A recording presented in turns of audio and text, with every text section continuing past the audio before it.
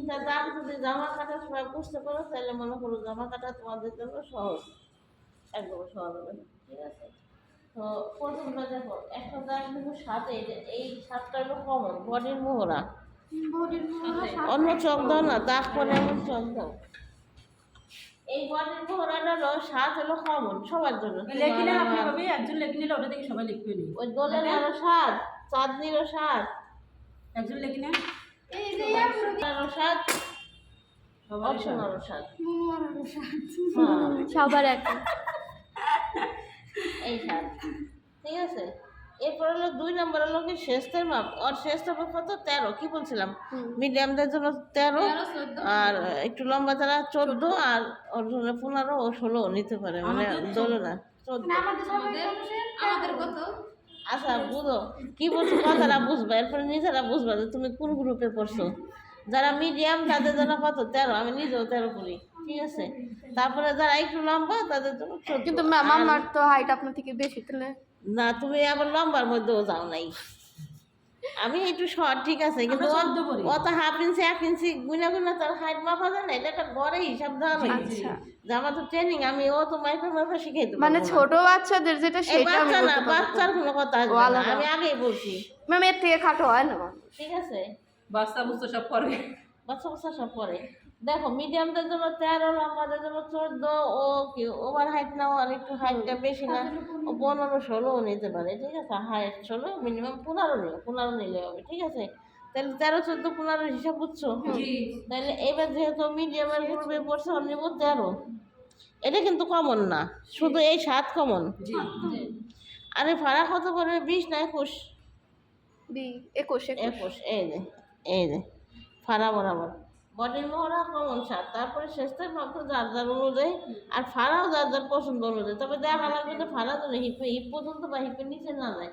হিপের নিচে গেলে কিন্তু হিপের মাপ লাগবে, হিপের উপর পর্যন্ত থাকতে পারবে। তাহলে এই পাশ থেকে দাগ দিলাম, এই পাশ থেকে দিব লাইন সোজা করার জন্য।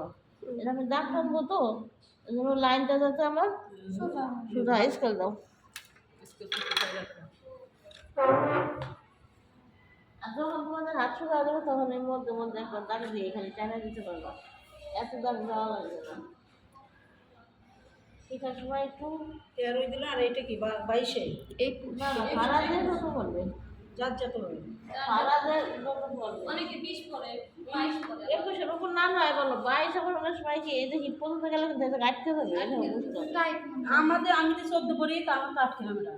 এ না 14 তো তুমি তাহলে শেষ নাও, ওটা তো কম, শেষ নাও, ফারা তো না 14 ফারা। আপনি 14 না, এই যে জায়গা। উনি 14 না, কোন জায়গা থেকে ভাবি তাহলে এখান থেকে বলুন। আচ্ছা যা এখন বলে এক রকমের মাপে, হ্যাঁ, এটা হলো করে, কিন্তু আমি যখন শিখাবো পুরো মাপটা একদম ঠিক আসবে। দেখো এই যে 7 13 21, 7 মানে অনেকে 7 14 21 দিলে মানে 3 7 21 মিলে গেছে, কিন্তু ওটা তো কোনো হিসাবে না, হিসাবে পড়ছে তাই মিলছে, কিন্তু এমনি তো আর মিলবে না। তাহলে এটা হলো কমন 7 সবার জন্য, এটা নিতে হবে।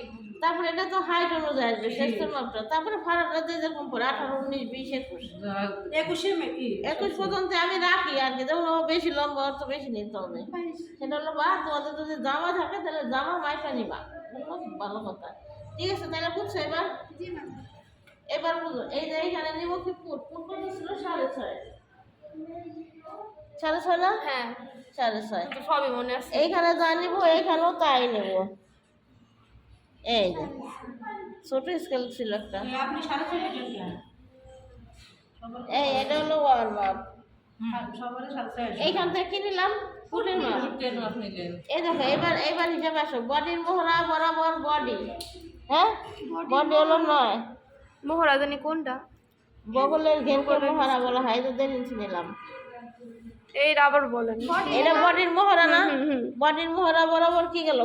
বডি হলো 33, তার সাথে 3 যোগ 36, 36 4 দিয়ে ভাগ দিলে 9, এই যে 9 সেলাই জন্য 1.5 ইঞ্চি। আপনার তো হিসাবের খাতার আমার বডি এক। হ্যাঁ তোরটাই আমার মনে আছে। আপনি কি করলেন ওখানে? এটা গেল বডির মোহরা বরাবর বডি, এই যে বরাবর বডির মাপ নেব। বডি কত আছে? 33। জি তার সাথে 3 ইঞ্চি যোগ কত হলো 36 তিন ভাগ কাপড় না না 3 ইঞ্চি হলো লুজের জন্য ওইখানে সূত্র পড়ো নাই না মোবাইলে আটকাইছিস না না পড়ছি 3 যোগ কালকে বললো না। এই লুজের জন্য হলো 3 যোগ তাহলে 33 সাথে 3 যোগ দিলে 36 36 এর সাইডে ভাগ করছি 9 নয়।